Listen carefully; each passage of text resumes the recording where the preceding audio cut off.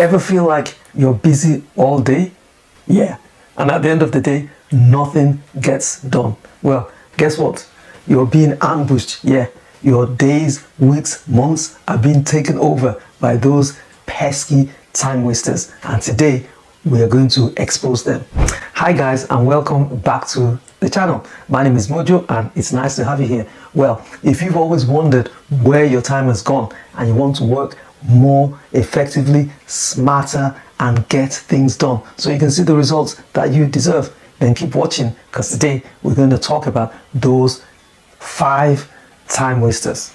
Now, the first one is no stranger to any of us, and that's social media. You know, the doom scrolling. We spend quite a lot of our time on these platforms.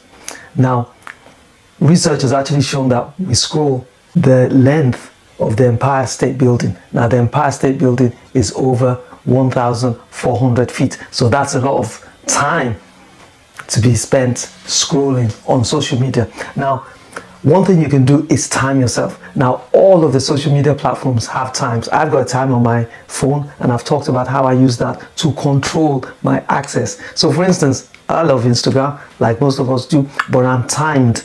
I time myself 15 minutes and it's out, and it would warn me, you've got 5 minutes left. And what do? I have to leave. Now, sometimes, of course, if I'm watching something nice, I can give myself an extra 5 minutes. And there's also the option there to ignore for the whole day. And I can honestly say, hand on heart, I've never, probably once or twice, but I rarely, because I know I have to get out, because social media can steal our dreams today, tomorrow, and for many years to come. So it's best to get into the habit of timing yourself when you go on any of the social media platforms, so you get your time back. So the second one is saying yes. And this doesn't mean just saying yes to other people who've asked you for things to do. Maybe help me do A, B, C, or whatever. Maybe help them to complete some work that they know you're good at. It's not really about that. Sometimes it could also be saying yes to other distractions. Like you're sitting there, you're supposed to do this task that you know is going to help you, but instead you start thinking about, oh, I want to watch that program on Netflix. So you shut whatever it is you're doing down and say yes to that distraction. That distraction, like I said, could be watching a program on TV. It could be going to cook a meal that you can cook later. It could be going to the shops or answering phone calls. Because remember, if you're saying yes to those things, then invariably you're saying no to the things you really want, the goals, all these things you've set. Maybe to create an ebook, create a template, maybe set up a coaching service which can help your clients, customers, whatever it is. When you're saying yes to something, then you're saying no to something else, and that could be your dream. So be careful what you say yes to. Now, another one which I like, and we all do that, is multitasking. And they've often said that women are good at multitasking, but are we? Because research also tells us that multitasking makes us less focused. You know, if you multitask, it says you lose up to 40% of your concentration. So doing one thing and doing another. So checking emails, watching YouTube, watching TV on your phone, in a meeting on your phone. You can't concentrate on 2 things. Even computers that we have, mobile phones, they crash, and they crash because we send it too much information at once. Now, one way to deal with multitasking is to time block, and I'll be talking about that on another video. But this means being focused. If you're doing something, remove all those distractions and concentrate on that one thing.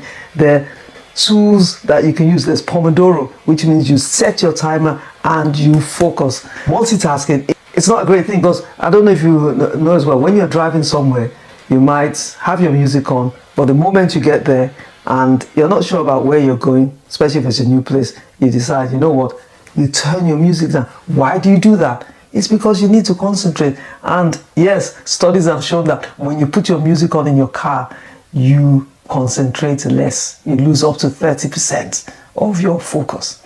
And that's why we have accidents. Anyway, I'm not here to talk about that. I'm just talking about distractions and how they can steal your time. Now, number 4 is perfection. Of course, we all like to get things right the first time, but that is not reality, is it? Because the first time will not be perfect, and you should not hold back because you get better. If you look behind me here, this is a new course I'm creating. I've had that course up there. It wasn't perfect when I started, but it started getting better because I tested it on people, and from the test I was doing on people, I was able to perfect it. Now, if I had waited for it to be perfect and launched it, I would have gotten feedback in public, whereas when you do things privately, you can test them.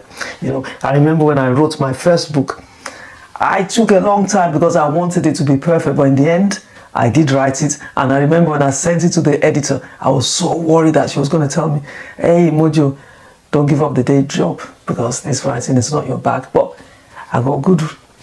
She gave me a very glowing review, and I was happy with that. And I was able to go on and do some changes to the book that she recommended. But if I had not written the book, how would I be able to get the book out? So remember, don't go for perfection. Even the LinkedIn founder said, if you launch your product and it's perfect, it means you waited too long. Bring out what you have.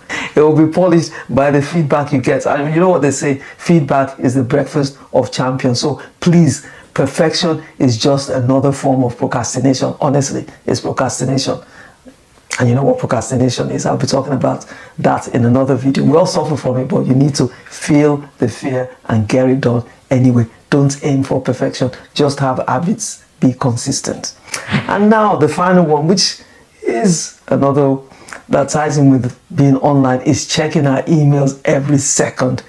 Is the email your boss? Is it paying your wages? Well, if it's paying your wages, by all means, be in your email. But you only need to check your emails twice a day. Once in the morning, once in the evening. I have been guilty of not checking my emails when I should. I remember there was a day, I think there was a weather issue, and I went into uni and I was teaching, and one of my colleagues came up and said, and he was saying, oh, what are you doing? I'm thinking, what do you mean? He said, the university is shut down. We sent a memo out this morning to ask people not to call me because of the weather. Now, I didn't get that because I didn't check my email. Yes, sometimes you might not get the important email, but most of the time we're just checking emails that have no business. They're other people's requests, other people's demands on our time. So be careful how long you spend in your inbox.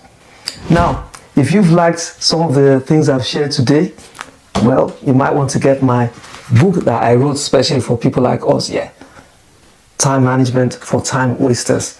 And there I share so many strategies about how you can claim your time back. I also include a lot of stories and examples of how I've been able to improve on my time management and get things done. Now, I want to know, which one of those time management strategies are you going to use? Which one of those time wasters are you going to kill today so you can start to claim your time back? And don't forget to smash the like button and subscribe for more content like this.